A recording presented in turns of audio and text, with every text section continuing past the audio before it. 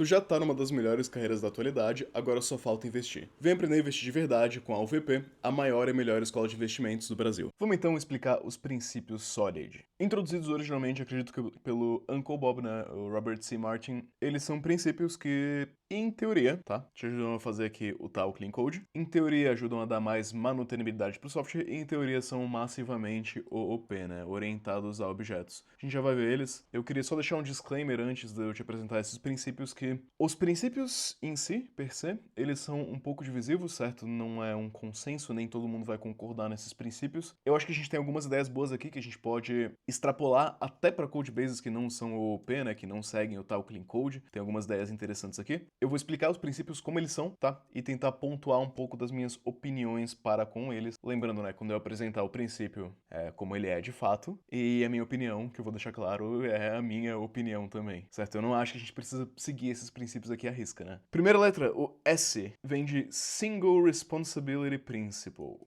princípio da responsabilidade única. Eu acho que não especificar esse princípio talvez deixe ele até mais legal, tá? Se eu só deixar a frase solta, assim, princípio da responsabilidade única, ele é um pouco mais legal do que eu explicar ele na íntegra, mas vamos explicar na íntegra, né? Esse princípio, ele diz respeito que cada classe tem uma única funcionalidade, uma única responsabilidade, e em teoria só aquela classe tem aquela responsabilidade, tá? Qual que é o motivo da existência desse princípio, né? É que se a lógica mudar, se a lógica de negócio mudar de alguma forma ou de outra, que vai existir um único local para se fazer alterações e eu vou conseguir identificar rapidamente, facilmente, né, qual que é esse local para se fazer alterações. Vamos pegar dois exemplos aqui, tá? Esse daqui é um exemplo ruim, é um exemplo de uma classe que tem mais de uma responsabilidade, tá? Aqui a gente tem um user service, certo? O serviço de usuário tem a responsabilidade de registrar um usuário e tem a responsabilidade de enviar um e-mail de boas-vindas. Isso não é bom, certo? A responsabilidade de enviar o e-mail não necessariamente deveria ser da classe responsável por fazer o registro do usuário. Porque, assim, se em algum momento eu tiver alguma outra classe que envia algum outro e-mail por algum outro motivo, certo? De repente, um serviço de e-mail vai ser meio estranho. Eu tenho um serviço de e-mail e eu ter que o serviço do usuário é responsável pelo envio de e-mail também, sabe? Eu vou ter dois lugares sendo responsáveis por enviar e-mails diferentes dependendo da situação. Então, o caso de uso bom, né, seria esse daqui. Eu tenho uma classe específica para fazer o registro aqui do meu usuário e uma classe específica para enviar os e-mails, certo? Essa é a ideia. Qual que é a minha opinião sobre isso daqui? É que isso pode causar um certo exagero, certo? Se apenas um lugar da nossa aplicação vai enviar e-mails, se só o único e-mail que é enviado é o e-mail de registro do usuário, não é um problema tão grande eu ter que a própria classe de registro de usuário envie esse e-mail, certo? E se em algum momento eu passar a ter mais e-mails que são enviados, eu faço a refaturação desse código. Minha opinião é que sim, é legal a gente manter cada classe com uma única responsabilidade, mas quando a nossa aplicação ela é muito pequena, se a gente tentar seguir isso aqui muito à risca, a gente cria, na minha opinião, tá, muito boilerplate. Muitas classes, muitos services, muitas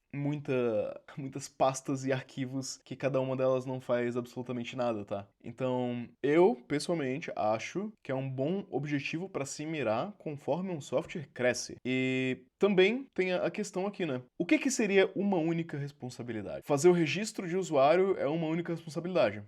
Ok. Ou será que eu tenho uma classe usuário e essa classe tem a responsabilidade de lidar com tudo que diz respeito ao usuário, inclusive fazer registro? Ou para cada ação, para cada função do meu programa, eu preciso ter uma classe, né? Porque tem que ter uma única responsabilidade. Se eu tiver as funções criar ordem, aprovar ordem, modificar ordem, tudo isso é na classe ordem, ou eu vou ter uma classe criadora de ordem, uma classe aprovadora de ordem, uma classe modificadora de ordem? A responsabilidade da classe é ordem é a responsabilidade, ou criar ordem é a responsabilidade, entendeu? Pra mim, acaba requerendo muito bom senso esse princípio, certo? A gente acaba tendo que definir precisamente o que é uma única responsabilidade, e como a gente tá requerendo um bom senso, um tato de quem tá programando, me parece um princípio um pouco vazio, tá? Me parece um princípio que não necessariamente quer dizer muita coisa, o que não significa que não seja um bom objetivo. Por isso que eu falei, eu acho que ele é um princípio melhor quando a gente não especifica nos mínimos detalhes o que ele significa. Eu acho que a gente tem que deixar uma certa margem de abertura pra gente entender o que é uma única responsabilidade dentro daquele domínio que a gente tá lidando. Vamos dar uma nota, então, de 0 a 10 pro princípio de responsabilidade única? Eu vou dar um 7. Um 7 tá legal. Nota 7 para esse princípio. O Open Close Principle, o princípio da abertura, fechadura, aberto, fechado. Esse princípio é bem legal, tá? Uma entidade, ela deve estar aberta para extensão e fechada para modificação. Isso significa, por exemplo, que a gente quer que o nosso código, ele seja bem feito, de modo, né, que eu posso utilizar ele através de uma abstração ou através de repente, herança ou polimorfismo ou algo nesse sentido para eu não precisar modificar o código original. Deixa eu te dar um exemplo mais ou menos do que seria um código ruim e um código talvez um pouco melhor. Se eu tiver aqui a minha classe checkout, dentro dessa classe checkout eu tenho aqui um atributo que é o desconto, né, discount, e igual a 10%, né, 0.1. Quando eu quiser mudar esse desconto, eu necessariamente vou precisar alterar isso aqui, né? Alterar esse valor de desconto aqui. Isso daqui está hard-coded. Não é legal. Algo que a gente poderia fazer, por exemplo. Isso daqui é um exemplo bem javeiro porque a natureza desses princípios são bem OP, como eu falei, né? A gente tem uma classe que é o Discount Strategy, certo? Que vai ter o método Apply Discount. Eu posso estender isso daqui, certo? Eu não preciso modificar essa classe. Eu posso estender, fazer aqui uma classe Christmas Discount. Eu falei bem javeiro, mas isso daqui é código Python, tá? Enfim, que tem aqui o Discount Strategy e tem aqui, né, vai aplicar o Apply Discount, então a gente está estendendo ali a classe Discount Strategy, eu poderia ter mais métodos aqui. E quando eu faço o meu checkout, na minha classe checkout, ela recebe o Discount Strategy, de modo que quando eu modificar o meu desconto, certo, se eu quiser por acaso que a minha classe tem um desconto diferente daquele que ela em algum momento teve, eu não vou alterar a classe checkout. Eu vou pegar, eu vou estender essa classe discount aqui, e eu vou criar outra classe, de repente baseada nessa, né, que vai ser um desconto diferente para ser aplicado, né, então, enfim, a minha entidade está aberta para extensão e fechada para modificação. Bom, esse é um princípio que, na prática, o centro da questão é que ele preza pela qualidade do código, certo? A gente quer fazer boas abstrações, é o princípio, a gente pode reduzir isso aqui para princípio das boas abstrações, de repente. O X da questão é que, agora vem a parte opinativa, tá? Eu acho difícil a gente saber o que é uma boa abstração antes da gente construir ela. É difícil durante o processo de evolução de um software, certo? Quando ele tem do 0 para 1, a gente entender o que vai ser modificado e o que a gente faz de modo que ele possa ser estendido. Eu acho que é um bom objetivo pra gente se ter, mas na prática vai ser muito difícil a gente acertar de primeira isso daqui, tá? Claro, idealmente a gente tá escrevendo código que tá tentando perseguir esse alvo aqui, então é um alvo legal. Eu não acho que a gente vai acertar, por isso vamos dar aqui uma notinha 8 pra esse princípio. É um princípio legal, tá? É um dos que eu gosto mais, esse daqui, o princípio de Open Closed. Agora nós vamos de L. Liskov Substitution Principle, o princípio de substituição de Liskov. Esse princípio, ele diz respeito, eu não sei se originalmente ele diz respeito a classes, tá? Mas a gente vai fazer aqui, né, que pode ser a classes ou pode ser a tipos também, tá? Que pra mim, classes e tipos acabam sendo coisas parecidas, né? Uma classe tem uma subclasse, um tipo pode ter um subtipo, eu não vejo conflito muito grande aqui. Então, o princípio de substituição de Liskov vai ser que uma subclasse, quer dizer, perdão, que um tipo ou uma classe pode ser substituído por um subtipo ou subclasse. Então, vamos puxar um exemplo aqui de Python, tá? Em Python a gente tem o tal do int, e o int ele tem um subtipo boolean. É verdade, tá? Pode pesquisar aí. O Python tem os números inteiros, o tipo booleano é um subtipo do número inteiro, né, em que 1 é true e 0 é false. É isso que o boolean é em Python na prática. Portanto, se eu tenho uma função que tem int mais int e eu substituo o tipo maior, int, pelo subtipo, boolean, então eu faço true mais true, eu devo ter que minha função continua funcionando mesmo depois dessa substituição. Vamos ver aqui, a gente tem 1 mais 1, isso daqui funciona, né? Isso daqui é uma shellzinha de Python. Vamos ver true mais true, a gente tem também que funciona, né? E para provar aqui que true vale 1, ó, true mais true mais true é igual a 3, false mais false é igual a 0. Então, né, esses tipos aqui em Python, né, o tipo boolean e o tipo int, não violam o princípio de substituição de Liskov, em que eu posso tranquilamente substituir um tipo por um subtipo sem que isso cause nenhum erro, né? Exemplozinho de código aqui, se eu tenho uma classe pássaro, que a gente sempre usa esses exemplos acadêmicos, né? Se eu tenho uma classe pássaro que pode voar, e eu tenho uma classe pinguim que não pode voar, eu feri o princípio de substituição, né? Porque eu não posso depois substituir um pássaro por um pinguim, mesmo que deveria ser possível. Cara, isso aqui é pura teoria de conjuntos, né? Se a gente tem aqui, eu tenho aqui, né, o conjunto de números inteiros e eu tenho operações que eu posso aplicar em cima desse conjunto de números inteiros, né? Essas mesmas operações devem poder ser... Nossa, eu errei. Vamos fingir que nada disso aconteceu, né? Se eu tenho aqui os números reais e eu tenho operações que podem ser aplicadas nos números reais, dentro desses números reais, né, eu tenho o subconjunto dos números inteiros, números, as operações que podem ser aplicadas aos reais necessariamente precisam poder também ser aplicadas aos números inteiros. É a teoria de conjuntos.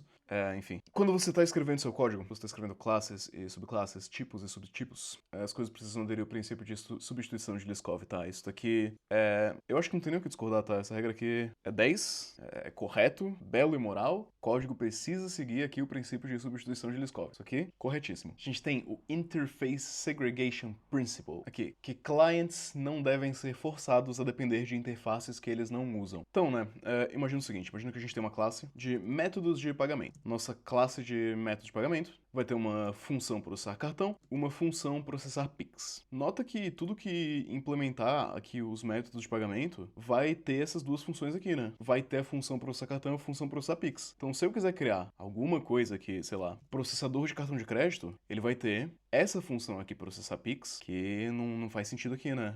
Eu não posso forçar o processador de cartão de crédito a, sei lá, ter que implementar isso daqui que não encaixa. Então, geralmente, a gente vai querer quebrar isso daqui, tá? Em duas coisas diferentes. A gente vai querer quebrar sei lá, interface, processador, cartão, e aqui uma interface processador Pix, e aí o que quer que seja, não precisa ser uma classe, né? Pode ser protocolo, pode ser qualquer coisa aqui, tá? Só pra vocês entenderem a ideia. Aí, quando eu estiver criando uma classe que é um processador, processa cartões, ou processa Pix, ou processa os dois, né? Eu posso utilizar apenas um desses, eu posso utilizar os dois desses, né? Eu posso fazer uma composição ali. Isso também tem aquele...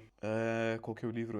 Design Patterns, do Gang of Four. Vai falar Composition over Inheritance, né? Que você vai aqui compor coisas maiores a partir de coisas menores, né?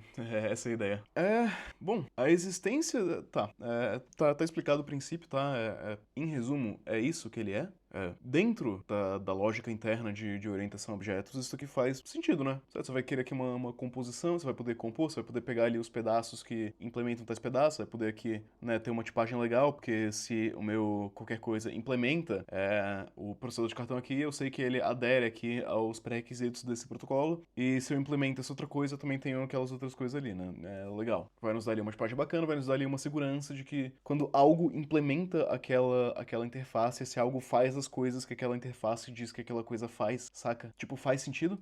Não tá errado, não me parece que nada disso aqui tá errado. Agora, o que eu vou te falar? Minha opinião é que isso aqui é um problema que parece que foi criado pelo OP. Parece que, pô, eles criaram o problema pra vender a solução, né?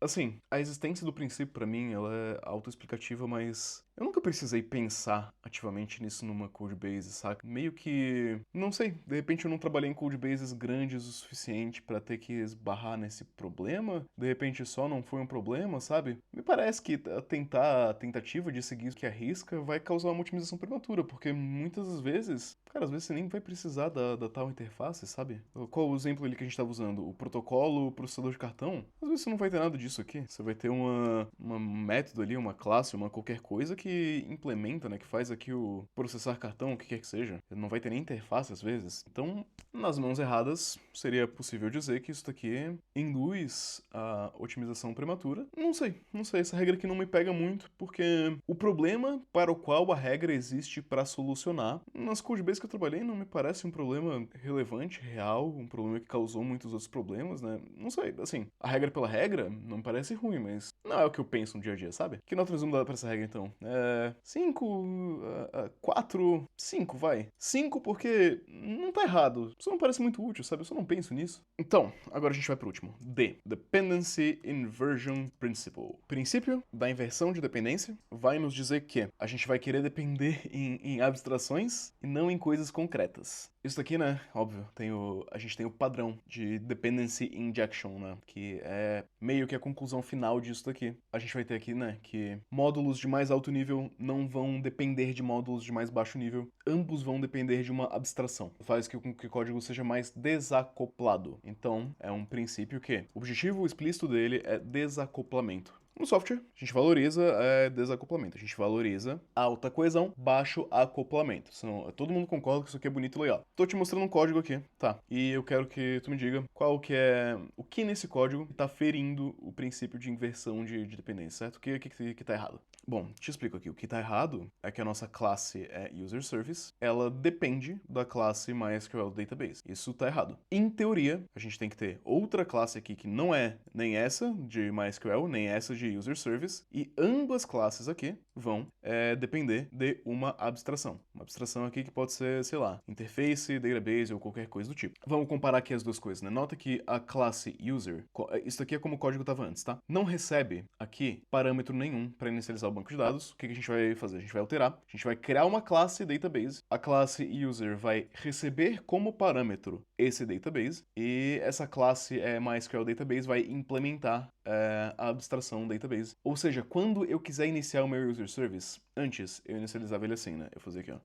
User Service é igual, sei lá qual linguagem, né? Isso aqui precisa do código. New User Service, sem parâmetro nenhum. Antes, isso aqui, essa inicialização aqui, funcionava perfeitamente bem, agora não funciona mais. Porque, como eu não tô dentro da classe, né? Não tem uma inicialização de um banco de dados, eu tô dependendo que esse banco de dados seja passado pela via externa. Eu preciso agora fazer o seguinte, né? Eu preciso agora fazer aqui. Database é igual new MySQL Database. E aí, né? Inicializo o MySQL Database aqui e o User Service recebe como parâmetro esse database. Isso aqui é Dependency Injection na veia. Pro propósito pelo qual isso daqui existe, né? Inversão de dependência existe, essas guidelines são perfeitamente acertadas, tá? A gente consegue, de fato, obter um acoplamento menor com um custo. O custo aqui sendo a criação de novas abstrações e o custo aqui também sendo que, pega o seguinte, tá? Imagina que deu erro no banco de dados do nosso User Service, a gente clica, a gente chega nisso daqui, a gente olha, putz, deu erro aqui, né, nesse banco de dados. Qual que é o banco de dados? Não sei, tem que debugar. Tem que ver como que essa classe aqui foi inicializada. Tem que voltar lá pra cima pro código pra ver. Ah, foi inicializado com esse daqui. E aí você vai clicando e indo pra cima e pra baixo, indo pra cima e pra baixo, até você encontrar o tal erro. Quando aqui era muito mais simples. A gente sabe que o nosso User Service tá aqui, ó. O próprio User Service, ele inicializa o que ele precisa, né? Então, cada um desses approaches tem prós e contras. E esse aqui, né, o approach da Dependency Injection, da inversão de dependência aqui, a arquitetura hexagonal, o que você quiser chamar isso daqui, em que eu tô sempre dependendo de abstrações, ele é, de fato, mais desacoplado. Ele também é mais boilerplate, mais abstrações, às vezes prematuras. Por que uma abstração prematura, né? Qual que é a grande vantagem disso daqui? O que significa desacoplamento? O meu serviço de usuário não está acoplado ao meu banco de dados MySQL. Qual que é a vantagem disso? Quando uma coisa não está acoplada à outra, eu consigo trocar aquela coisa que não está acoplada. Eu consigo, de repente, trocar MySQL para Postgres, certo? Eu posso vir aqui, trocar isso daqui para Postgres e a minha classe usuário não precisa ser mexida, certo? Eu troquei só o banco de dados onde o banco de dados era inicializado. Eu não tive side effects na minha aplicação inteira pelo fato de que eu mudei a implementação de banco de dados. Ok, beleza, tudo certo. Talvez o seu projeto vá morrer antes de você trocar de banco de dados. É meio raro. É meio raro uma troca de banco de dados. Assim, se a gente considerar que 80% dos projetos de software morrem em, sei lá, tô chutando o número aqui, tá? 5 anos, muito provavelmente você não vai trocar de banco de dados na aplicação que tá fazendo. Talvez você troque. Talvez você tenha uma aplicação aí que, pô, tá sendo usada há 10 anos. É uma aplicação super madura aí e tal. E, enfim, o que eu tô querendo dizer aqui, né? É um bom princípio, tá? Mas eu não acho que a gente pode generalizar isso daqui expressivamente, tá? Eu acho que existe um caso de, né, os outros, pô, tipo, o princípio de substituição de Liskov, pra mim é verdade sempre, né? Pra mim é sempre positivo. O princípio de inversão de dependência, ele tem um pouquinho de custo que eu não consigo achar isso daqui adequado pra todo tipo de software, principalmente pra softwares pequenos, pra empresas menos maduras. Então, o que eu vou te falar, né? Pô, você precisa aprender a saber fazer código com inversão de dependência. É básico aqui, tá? Até pra quando a gente quiser criar testes, né, na classe de usuário, é mais fácil, que eu não vou precisar mocar internamente isso daqui, certo? Tem várias vantagens nessa inversão de dependência. Eu posso passar um banco de dados mock aqui como parâmetro, saca? Então eu não preciso alterar o comportamento lá dentro, fazendo aquela gambiarra lá dos testes. Tem muitas vantagens aqui, mas eu não consigo recomendar sempre. Eu vou te falar aqui um princípio. 6,5, vai. 6,5 porque é um princípio que eu acho muito legal. É um dos mais concretos que a gente tem, com mais ramificações reais no código, mas tem seu caso de uso. Se você gostou dessa didática, você quer aprender mais sobre software mais profundamente, eu Eu tenho um curso de estrutura de dados e algoritmos, o link tá na descrição. Vou te ensinar estrutura de dados, arrays, linked list, sorte em binários, enfim. Tudo que você precisa saber para basicamente passar numa entrevista de DSA, né? Passar numa entrevista de lead code. Ou então, se você só quiser o conhecimento pelo conhecimento. A gente também tem outro curso diferente, mais focado no processo, né, de conseguir um emprego, que eu te ensino a ter um currículo bom, ter uma cover letter boa, ter um LinkedIn que chama a atenção de recrutadores, como mandar bem nas entrevistas de emprego, né? A gente fala sobre vagas na gringa, a gente fala sobre vagas no Brasil. A gente, né, te ajuda a tentar te levar do teu processo de, pô, pensei que eu quero um emprego legal, quero trocar de emprego. Quais são os passos, né, que eu tomo e que a gente pesquisou pra você conseguir fazer essa troca com sucesso. Não tem nenhuma promessa mirabolante, tá? A gente só dedicou um tempão a estudar como fazer bons currículos, como ter um bom LinkedIn que atrai recrutadores, junto com a minha experiência de quantos anos no mercado? 8, 9, 10? 9 anos. 9 anos desde o meu primeiro emprego. Sou eu quem dá quase todas as aulas. Tem algumas aulas que são de convidados, né? Tech recruiters, empreendedores, etc. Pra abordar uns assuntos mais específicos, mas a maioria sou eu. É a minha didática, sou eu falando, sou eu explicando. Se você quiser, vai ter um link pra ambos esses produtos na descrição, com um descontinho especial aqui do YouTube. E um beijo, até mais.